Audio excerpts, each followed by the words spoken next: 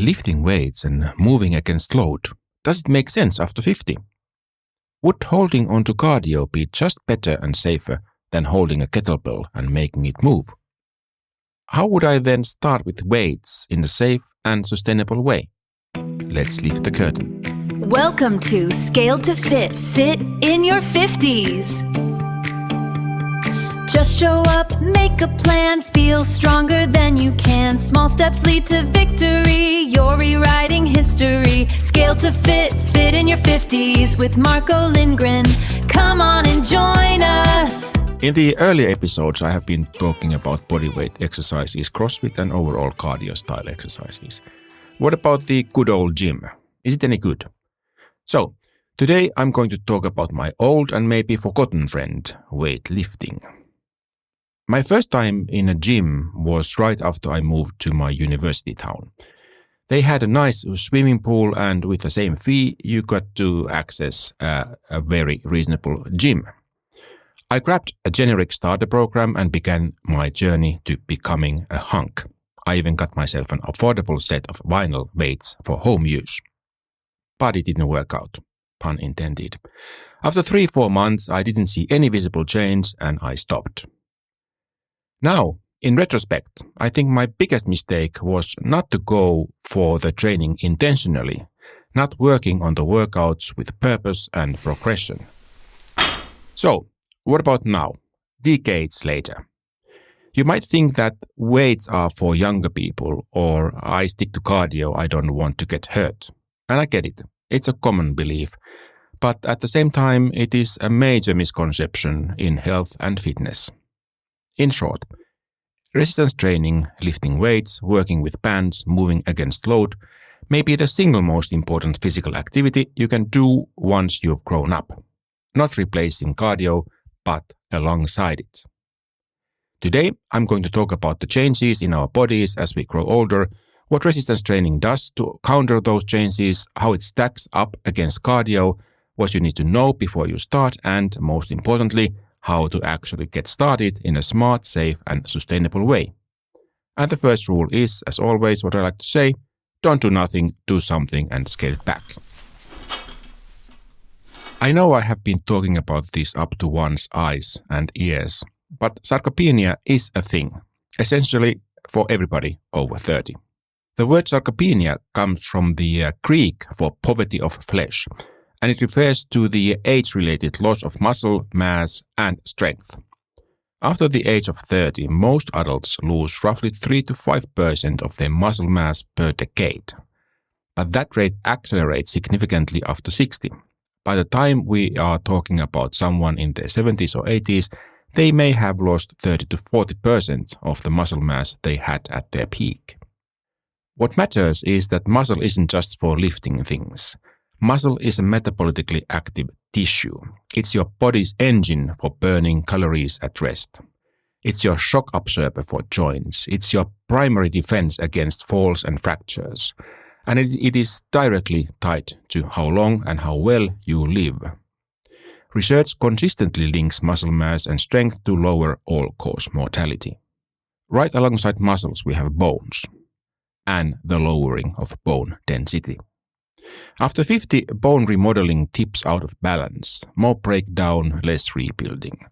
This is especially shown in women post-menopause due to the drop in estrogen, but men experience it too, just more gradually. The result is osteopenia and eventually osteoporosis, bones that fracture more easily and heal more slowly. The key thing is that bone responds to mechanical load. When muscles pull on bone during resistance exercise, they signal bone-forming cells, osteoblasts, to get to work. Cardio, especially low-impact cardio like swimming or cycling, simply doesn't provide that stimulus in the same way. Then, metabolism, the cherry on top. As said, muscle is your primary metabolic tissue. Less muscle means a lower resting metabolic rate, meaning you burn fewer calories at rest. Pair that with a natural decline in testosterone and growth hormone that comes with age, and you have a recipe for gradual weight gain, reduced energy, and slower recovery from everything. Resistance training directly stimulates the production of testosterone and growth hormone. It also improves insulin sensitivity, which is crucial for metabolic health and the prevention of type 2 diabetes. You must know by now, based on my previous episodes, I'm not here to throw cardio under the proverbial bus. Cardiovascular exercise is essential. VO2 max, heart health, stress reduction, cognitive function, all we've talked about. Cardio is there to stay. The science is clear on that. But when we take a closer look at what we grown-ups indeed need, resistance training does things that cardio simply cannot replicate. First of all, cardio doesn't build muscle. It may marginally slow the rate of muscle loss, especially if you're not in particularly good shape. But cardio is not an anabolic stimulus. Resistance training is. Even people in their 70s and 80s show measurable gains in muscle mass and strength from progressive resistance work. The body retains that capacity. It's not lost, it's just merely hibernating. Mechanical load drives bone formation, as I mentioned. Weight-bearing resistance exercises like squats, deadlifts, lunges, and even resistance band work create forces that signal osteoblasts into action. A 2022 meta-analysis in the journal Osteoporosis International found that in postmenopausal women, resistance training significantly improved bone mineral density at the lumbar spine and femoral neck, the two most fracture-prone sites. Cardio doesn't even come close unless it's high impact, like running. The number one cause of injury-related deaths in adults over 65 is falls. And it's not balance training alone that protects against tipping over. It's leg strength, hip strength, and the ability to generate rapid muscular force when you slip or stumble. Resistance training builds that. Multiple randomized controlled trials have found that progressive strength training reduces fall risk by 30 to 40% in older adults. Cardio does improve insulin sensitivity in the short term, which is fantastic, but resistance training improves it structurally by increasing the amount of glucose-storing muscle tissue. Compound lifts also produce an acute hormonal response, a spike in testosterone and growth hormone that contributes to improvements in body composition and recovery. My favorite kind of calorie burning is EPOC, excess post-exercise oxygen consumption. It is the elevated calorie burning your body does after a workout as it recovers. Resistance training produces a longer and more pronounced EPOC than moderate cardio. This is part of why it's so effective for body composition over time, even if the calories burned during the session itself are lower. To summarize, the current guidelines from the American College of Sports Medicine and the World Health Organization both recommend that older adults include strength training at least 2 days a week alongside 150 minutes of moderate cardio. That combination is what the evidence most strongly supports. Hey, just a quick note before we continue with the show. If this episode resonates with you, please share it with someone who might need to hear it. And now, back to the show. The Good to Know Corner. There are some things that keep changing as you grow up, and it's good to pay attention to them as a grown-up starting to lift weights or to do any kind of new exercise. This is not to scare you off, it's about setting you up to do it safely and well. So, recovery takes long, and that's fine. At 25, you can hammer your legs on Monday and be back in the squat rack by Wednesday. At 55, that same session might need 3 whole days to fully recover from. And that's completely normal. The mechanism is still working, you are still adapting, but the timeline shifts. In practical terms, don't train the same muscle group 2 days in a row. And don't mistake DOMS, delayed onset muscle soreness, as a sign that something went wrong. It's a good sign. It's a sign that adaptation is happening. Yay! The mistake many grown-ups make is doing too much too soon, getting sore or injured and then quitting. Start slowly, step by step, 2 sessions per week for the first month, 3 later, you'll get there. Joint health. Train around, not through pain. For grown-ups, pre-existing joint issues are not uncommon. A dodgy knee, some shoulder impingement, lower back tightness, or something. The guiding principle is to train around pain, not through it. Resistance training done correctly with good form and an appropriate load reduces joint pain over time by strengthening the musculature that supports those joints.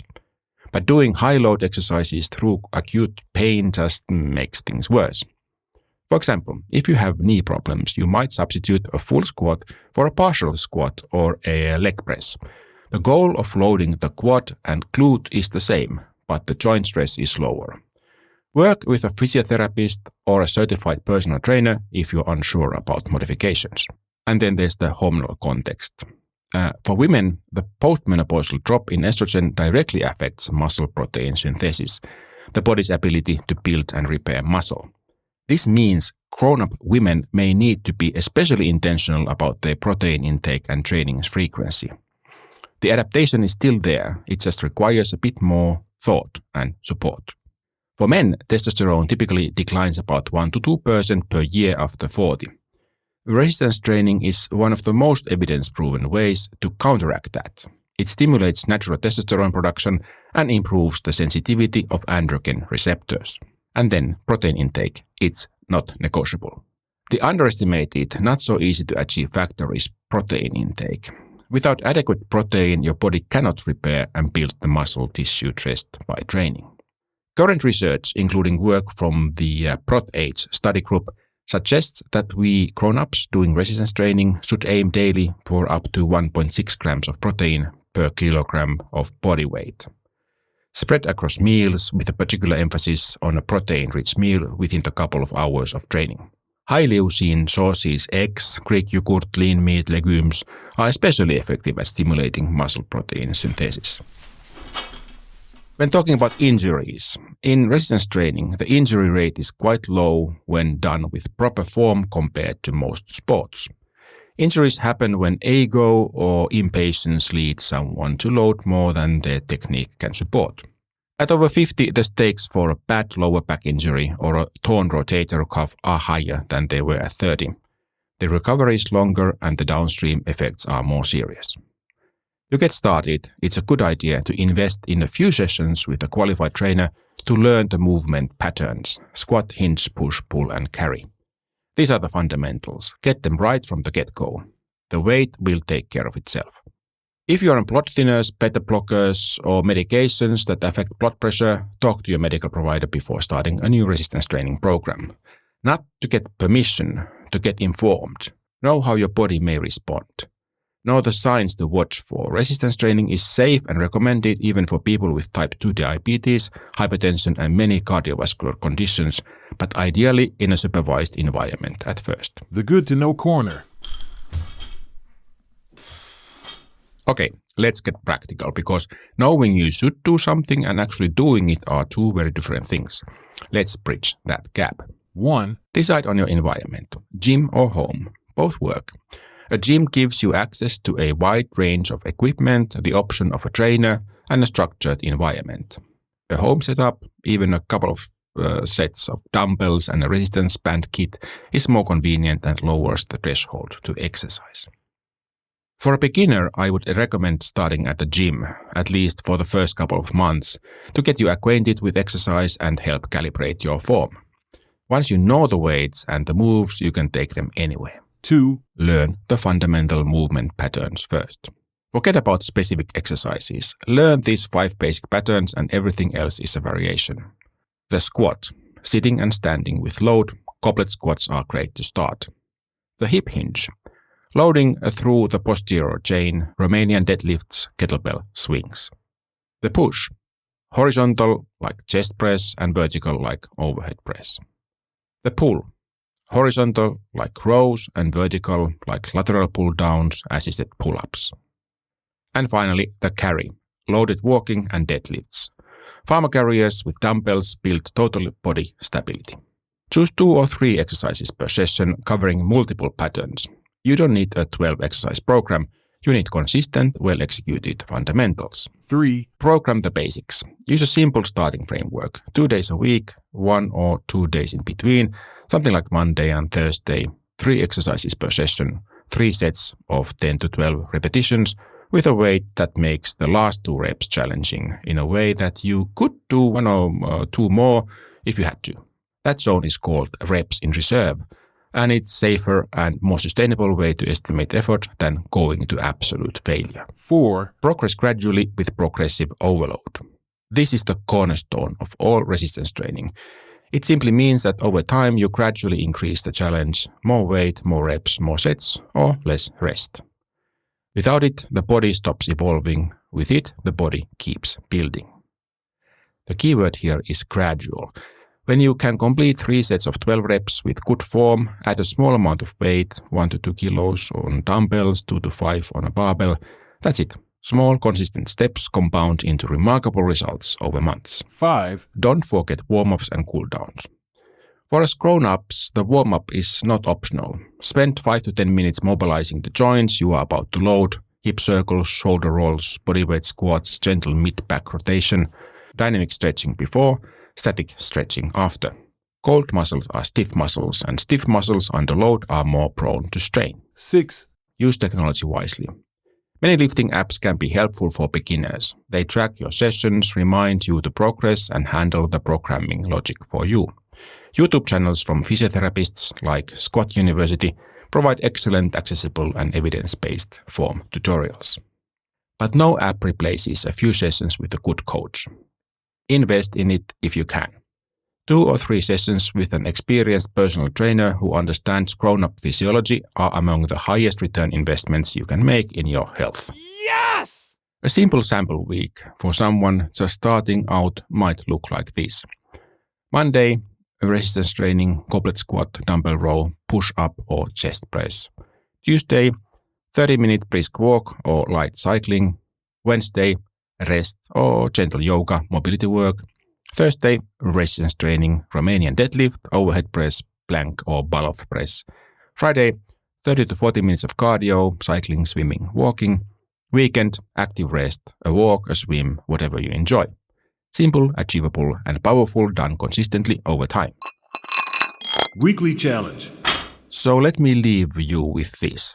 Your body is remarkably adaptable. It does not stop responding to the right stimulus just because you've crossed some birthday milestone.